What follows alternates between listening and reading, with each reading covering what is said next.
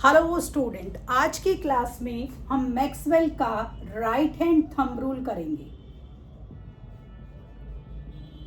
Right hand thumb rule ये हमारा क्या होता है?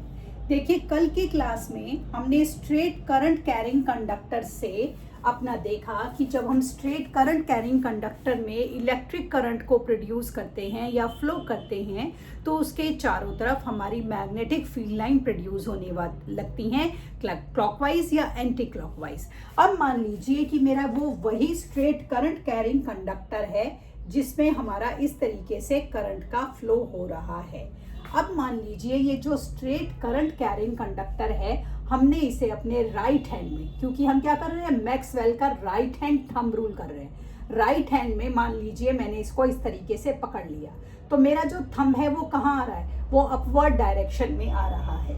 और मेरी जो फिंगर हैं वो किस डायरेक्शन में मूव हो रही हैं, वो एंटी क्लॉकवाइज मूव हो रही हैं। इसका मतलब मैक्सवेल का राइट हैंड थंब रूल क्या होता है, when the current is flowing towards upward आ रहा है ना, अंगूठा ऊपर है। when the current flowing in a current carrying conductor in an upward direction, तो जो हमारी मैग्नेटिक फील्ड लाइंस हैं वो क्या हैं, वो एंटी क्लॉकवाइज हैं। समझ रहे हैं? अब मैंने इस थंब को उल्टा कर लिया। अब हम उल्टा कर लिया हमने।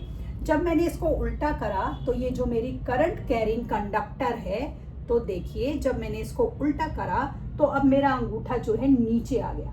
अब जो मेरी ये फिंगर्स हैं ये किस डायरेक्शन में हो रही हैं, जिस डायरेक्शन में घड़ी की सुई चलती है, क्लॉकवाइज। तो इस तरीके से हम मैक्सवेल का राइट हैंड थंब रूल करते हैं कि जैसे कि राइट हैंड में थंब ऊपर है तो करंट का फ्लो ऊपर, तो मेरा जो थंब है वो दिखा रहा है डायरेक्शन ऑफ करंट, और जो मेरी फिंगर हैं वो दिखा रही हैं मेरी डायरेक्शन ऑफ मैग्नेटिक लाइंस।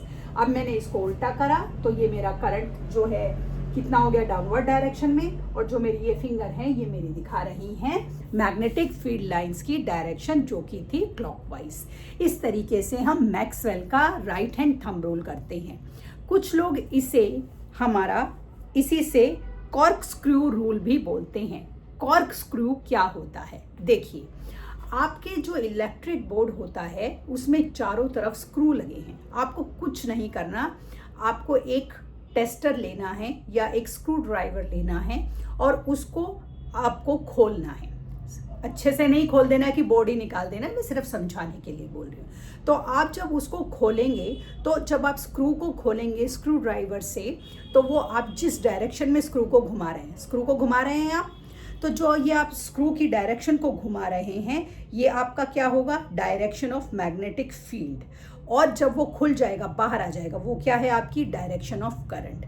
ये भी हमारे मैक्सवेल के राइट हैंड थंब रूल को क्या करता है, एग्जैक्टली वेरीफाई करता है। तो देखिए जब आप उसको खोल रहे हैं तो उसकी डायरेक्शन कौन सी है, वही है जो भी हमने इसमें डिस्कस करी। और हम जब उसको, अगर आपने उसको थोड़ा सा खोला फिर आपने उसको बंद करा तो वही है जो हमने अभी इसमें डिस्कस करा। तो इस सेम रूल को हम मैक्सवेल का राइट हैंड थंब रूल भी बोल सकते हैं और इसे हम कॉर्क स्क्रू रूल भी बोल सकते हैं, जो कि हमारा दिखाता है कि डायरेक्शन ऑफ करंट हमारे मैग्नेटिक फील्ड लाइंस की डायरेक्शन को कैसे इम्पैक्ट करती है। अब हम करते हैं magnetic field lines through a circular loop या सर्कुलर वायर। तो देखिए अभी तो जो मैंने स्ट्रेट कंडक्टिंग करंट वायर ली थी वो मेरी क्या थी, स्ट्रेट थी। अब मैंने उसको इस तरह से सेमी सर्कल में ले लिया और मैंने एक यहाँ पर इस तरह से अपना एक रेक्टेंगुलर ले लिया, ठीक है। अब मेरा यहाँ पर इस तरीके से हमारा ये जो था एक सर्किट बना हुआ है और हमारा करंट का जो फ्लो है वो बना हुआ है पूरा एग्जैक्टली। तो ये हमारा दिखा रहा है डायरेक्शन। अभी हमने इसमें पूरा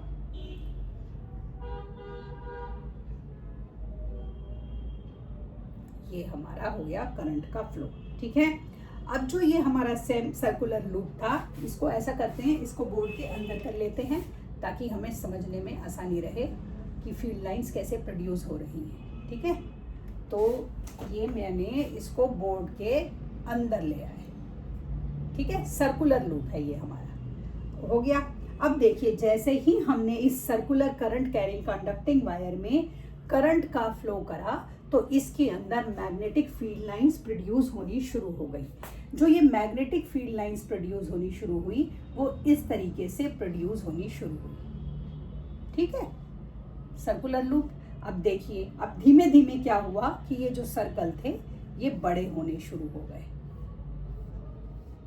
ठीक है, आपको इससे क्या पता लगा?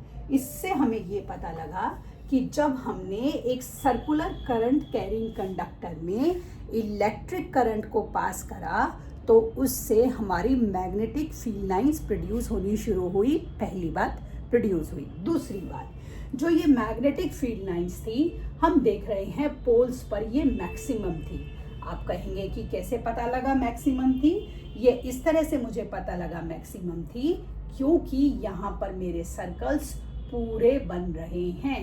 सर्कल्स पूरे कंप्लीट हो रहे हैं, इसका मतलब यहाँ पर मैग्नेटिज्म का इफेक्ट मैक्सिमम है। तो पोल्स पर, दोनों पोल्स, अगर मैं इसको नॉर्थ और इसको साउथ ले लूँ, दोनों पोल्स पर मेरे सर्कल्स जो है वो कंप्लीट बन रहे हैं, जो कि बता रहे हैं मैग्नेटिज्म मैक्सिमम है। जैसे जैसे पोल से दूर होते गए हमारे सर्कल्स बड़े होते गए, जो ये हमें बता रहे हैं कि जैसे जैसे पोल से दूर होते गए हमारी मैग्नेटिक इफेक्ट, जो मैग्नेटिक इफेक्ट थी वो हमारी वीक होने लगी। क्योंकि वीक होने लगी इसीलिए जो हमारे सर्कल्स से बड़े होते गए। आपने यहाँ पर एक चीज़ और देखी कि ये जो हमारे सर्कुलर लाइंस हैं ये एक दूसरे को कभी भी इंटरसेक्ट नहीं कर रही हैं, क्योंकि एट द सेम टाइम दो डायरेक्शन कभी भी नहीं मीट कर सकती हैं। तो ये हमने सीखा करंट कैरिंग कंडक्टर जो कि सर्कुलर था, उसमें हमारा मैग्नेटिज्म का इफेक्ट कैसे प्रोड्यूस हुआ। तो ये जो इसमें हमारा मैग्नेटिज्म का इफेक्ट प्रोड्यूस हुआ, इसकी दो कैरेक्टरिस्टिक्स थी। पहली कैरेक्टरिस्टिक्स थी कि जो हमारा ये करंट कैरिंग सर्कुलर लूप था, इसके अंदर जो हमारा सेंटर था ये डायरेक्टली प्रोपोर्शनल था, current passing through the circular loop directly proportional था और इनवर्सली प्रोपोर्शनल था towards the radius of the circular loop. Circular loop की रेडियस पे ये हमारे इनवर्सली प्रोपोर्शनल था। तो ये इससे हमने ये अपने रूल जो थे वो निकाल लिए। इस तरीके से हमने जो स्ट्रेंथ थी मैग्नेटिक फील्ड की, हमने देखा कि वो डायरेक्टली प्रोपोर्शनल थी नंबर ऑफ, क्या किस चीज़ के हमारे डायरेक्टली प्रोपोर्शनल थी? नंबर ऑफ टर्न्स के। फिर हमारा करंट बट इन्वर्सली प्रोपोर्शनल थी अपनी रेडियस के। तो ये जो हमने हमारी स्ट्रेंथ थी मैग्नेटिक फील्ड की, जो कि हमने एक करंट कैरिंग कंडक्टर से प्रोड्यूस करी, इसको हम इंक्रीज कर सकते हैं। इसको हम कैसे इंक्रीज कर सकते हैं? इसको हम इंक्रीज कर सकते हैं कि जो हमारे वायर के नंबर ऑफ टर्न्स थे कॉइल के, उसको हम बढ़ा दें। देखो तो इसको किस किस तरीके से, सबसे पहले तो आप क्या करो, उसमें number of turns of coil बढ़ा दो। पहली बात, जितने ज़्यादा आपके कॉइल होंगे, नंबर ऑफ टर्न्स होंगे, उतना ज़्यादा करंट वो प्रोड्यूस करेगा। दूसरा, इंक्रीजिंग द करंट फ्लो, आप जो करंट का फ्लो कर रहे हैं उसको बढ़ा दो। तीसरा, इंक्रीजिंग नहीं क्योंकि रेडियस इनवर्सली प्रोपोर्शनल है, by decreasing the radius of the coil, जो हमारी कॉइल है उसकी रेडियस को क्या कर दो, कम कर दो। तो इन तीन तरीकों से हम उसके क्या कर सकते हैं, उसकी जो मैग्नेटिक इफेक्ट है उसकी पावर को कम या ज़्यादा कर सकते हैं। करंट को बढ़ा दें, सर्कुलर लूप के उसको बढ़ा दें और अपनी रेडियस को हम कम कर दें। तो इस तरीके से हम एक सर्कुलर लूप में या सर्कुलर करंट कैरिंग कंडक्टर में मैग्नेटिक इफेक्ट को प्रोड्यूस करते हैं। ठीक है, आज की क्लास में इतना ही। आगे का टॉपिक कल की क्लास में करेंगे। तब तक के लिए शुभ रात्रि।